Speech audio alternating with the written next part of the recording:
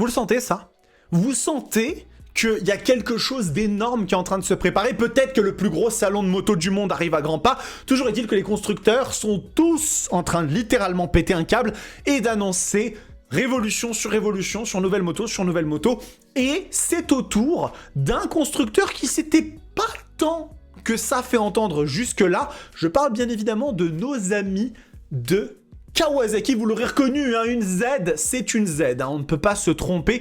Et nous avons, les amis, aujourd'hui l'annonce, ou tout du moins hier, hein, désolé, j'étais assez vite pour l'essai de la GSX S1000, enfin vous savez, la toute nouvelle Kawasaki Z900, une icône absolue dans le monde des roadsters, et surtout chez Kawasaki, puisque cette machine se vend à des pelletés de motos, et Kawasaki a décidé de refondre un petit peu son icône qui, il est vrai, en avait vraiment besoin.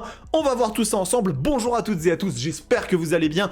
On se retrouve pour un nouveau bistrot, Moto Bistro, oui effectivement, l'émission dédiée à l'actualité du monde de la moto. Je ne sais pas combien je vais en sortir dans les prochains jours et combien par jour parce qu'il y a énormément de news.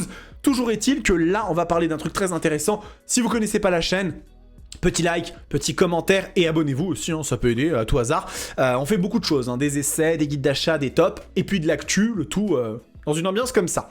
Donc, pour parler de la Z900 et pour parler de cette nouvelle Z900 qui était au centre d'un concept appelé le Tsugomi, hein, je vais vous expliquer un petit peu ça en détail, il faut revenir à une machine, la Z1000, la Kawasaki Z1000, une moto qui avait à l'époque inspiré et étraîné ce concept du Tsugomi, qui est une notion qui fait penser à un animal, à un prédateur. Il y a une notion de quelque chose qui dégage une grande puissance et une aura menaçante. Vous voyez que toute la communication de Kawasaki pour la moto à l'époque, c'était ce côté un petit peu prédateur, agressif, musculeux. Et même dans les lignes de la machine, il y avait vraiment ce côté extrêmement élancé, avec ce réservoir qui était très montant, comme celui de l'échine d'une panthère, hein, qui a été prête à attaquer.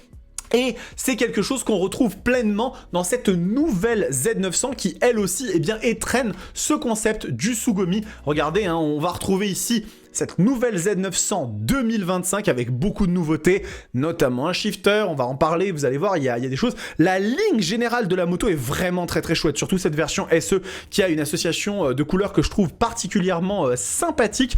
Et du coup, on a beaucoup de choses à voir ensemble, les amis. Nous allons commencer par regarder un petit peu le communiqué de presse de Kawasaki, ça nous permettra déjà de partir d'un bon pied. Donc, héritant du concept exaltant et convivial de ses prédécesseurs, la nouvelle Z900 bénéficie de mises à jour du châssis et du moteur, renforçant ainsi le plaisir de conduite en ville. L'électronique pour le pilote a été améliorée avec un shifter, avec un régulateur, un système de navigation étape par étape, bref, beaucoup de choses sur cette moto. Alors passons un petit peu directement sur cette nouvelle Z900. Donc là vous la voyez en version SE, hein. C'est la version haut de gamme, celle qui est équipée notamment d'étriers Brembo. On va revenir sur le modèle de Brembo utilisé et sur un amortisseur arrière all-in, ça fait très plaisir. Et ici vous avez la version standard qui existe en 3 couleurs. Nous avons ici le noir métallique Spark avec le gris métallique carbone et le noir ebony. Ça se marie très bien avec le vert, je trouve que celle-ci lui va très bien. Ça on connaît un peu plus, hein. On a l'habitude avec l'association du rouge et du noir. Les petites touches de métal ici, parce que ça c'est du métal, c'est vraiment aussi pas mal du tout. Et puis on a une version beaucoup plus classique comme ça, qui me fait penser un petit peu à un VMAX 1700, hein, avec les touches de noir associées avec du gris. Ça lui va très bien, toujours est-il que ma préférence va quand même à celle-là, qui existe en une couleur unique, et ça, c'est plutôt cool. Alors si on descend un petit peu et qu'on commence à regarder au niveau du moteur, on voit que bon, déjà, effectivement, tout n'a pas été traduit, hein, Kawasaki qui n'a pas encore probablement eu le temps de le faire. Toujours est-il qu'on retrouve une machine de 125 chevaux, hein, 124 PS, c'est l'équivalent de 125 chevaux, 97,4 Nm, donc la moto ne change pas trop hein, en termes de caractéristiques. Je pense qu'on est assez proche de la moto actuelle. On va quand même faire quelque chose, on va aller regarder directement sur la version précédente pour s'assurer que nous ne disons pas de bêtises. Donc regardez, on va ici directement sur le site de Kawasaki, on va aller dans la partie coloris et caractéristiques et regarder un petit peu. Voilà, donc on perd quand même un tout petit peu hein, de ce qu'on en voit. On est à 98,6 ici, là on est à 97,4, donc on perd quand même 1 Nm, 1,4 Nm, 1,2 pardon, et 92,2 kW contre 91 kW, donc on a quand même une perte d'un petit cheval. Donc c'est quand même, il y a quand même une petite perte, attention, hein, parce que après ça ne raconte pas toute l'histoire. Il peut y avoir quand même un travail qui a été fait sur certains aspects, notamment au niveau de la démultiplication, de l'étagement, de la cartographie générale. C'est quand même important de garder ça en tête. Et donc, dans les nouveautés de cette machine, parce qu'il y a des vraies nouveautés dans cette moto, eh bien, nous avons déjà, dans un premier temps, un quick shifter. Un quick shifter up and down. Alors, ça paraît étonnant de dire un quick shifter up and down, c'est quelque chose à laquelle on est habitué, mais non, parce que sur cette moto, on n'avait absolument pas ce genre de fonctionnalité, et aujourd'hui, c'est présent, et ça fait plaisir, parce que c'est vraiment quelque chose qui manquait sur la Z900. Regardez, on va faire un petit tour ici, du côté eh bien, des différentes assistances, et vous voyez, on a pas mal de petites choses. Alors, je crois qu'ils n'ont même pas mentionné ce quick shifter. C'est quand même assez étonnant la façon comme Kawasaki ont fait leur communication. Plutôt intéressant, mais bon, effectivement, la machine, c'est bien mentionné au niveau du communiqué de presse qu'on a désormais sur la machine un quick shifter. Donc ça, c'est quelque chose qui était vraiment nécessaire. Il n'y a pas eu que ça qui a été ajouté sur cette nouvelle Z900 parce qu'on a un régulateur de vitesse maintenant sur la moto, quelque chose de très important et qui fait vraiment la différence parce que, vous le savez, hein, aujourd'hui, la plupart des machines en sont dotées. Je sais que certains d'entre vous disent, bon, ça sert à rien, etc.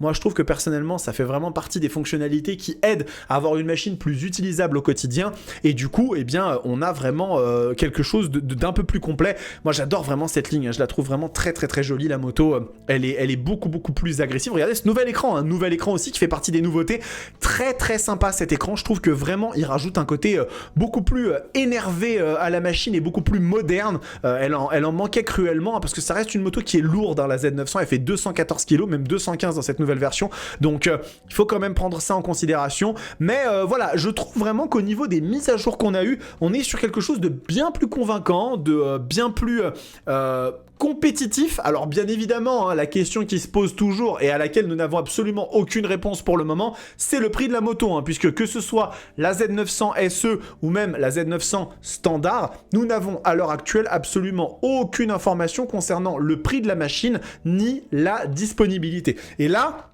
la question que tout le monde se pose, c'est comment est-ce qu'elle va se placer par rapport à Honda? On sait bien qu'actuellement, le constructeur qui est dans le viseur de tout le monde, c'est Honda avec la CB1000 Hornet, proposée, je vous le rappelle, à 10 599 € en version standard et 11 799 € en version SP.